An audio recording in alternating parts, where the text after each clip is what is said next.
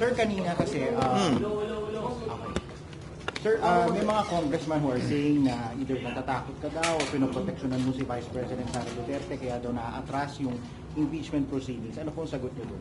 Siguro napatunayan ko na yan sa tagal ko sa paninilbihan sa pamahalaan na hindi ako gumagalaw at nagpapasya base sa anumang takot. Ika nga sa Biblia, do it always afraid. At sinabi na rin naman ni Vice President Sara na hindi siya sang-ayon sa mga pananaw na yan.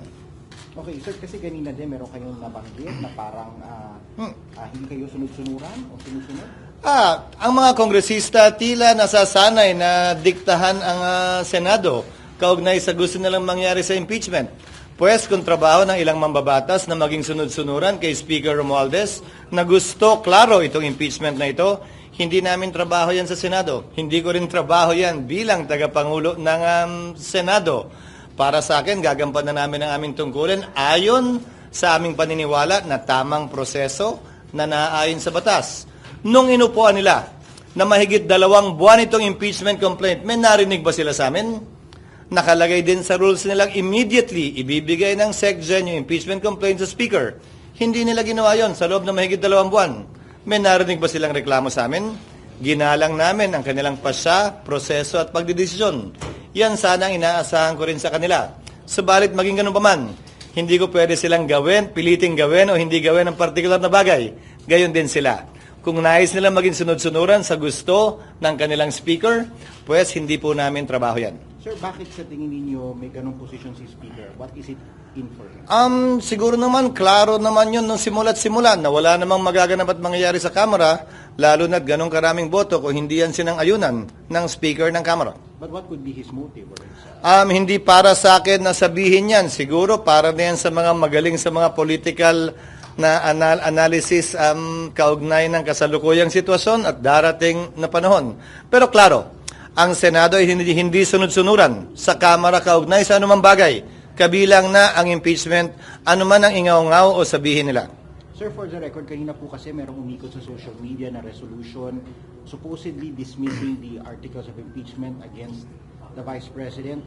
Ano po ang status kung meron mang ganong dokumento dito sa Senado? Walang ganong uri ng resolusyon na final o pending sa Senado sa ngayon. Ano mang kumakalat na resolusyon na wala namang author na pinakita lamang din sa akin ng media ay ika nga mere scrap of paper unless may mag-file niyan, unless may mag-author niyan, unless pagdebatihan niyan, at unless pagbotohan niyan. As of last night, even this morning, tinanong ko dahil sa mga katanungan ng media, wala pong ganyang uri o parehong resolusyon na i-final o inihain sa Senado sa ngayon. Kaya wala kaming aaksiyonang resolusyon pareho o kaugnay o malapit sa lumalabas ngayon. Sir, pero marami pa namang araw bago ang end of session. Kung actually, 4 na lang. Kung may mag-file, action ba ninyo? Kung may magmomosyon, na-aksyonan yan, pagdedebatihan yan at pagbobotohan. Pero kung walang mag-file, wala kaming aaksyonan. Sinabi ko na yan dati.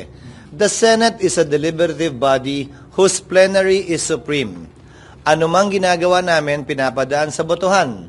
Na walang sinabing pagbotohan to dahil tinatanong naman palagi, any objection? Pag wala, ibig sabihin, lahat sumang-ayon.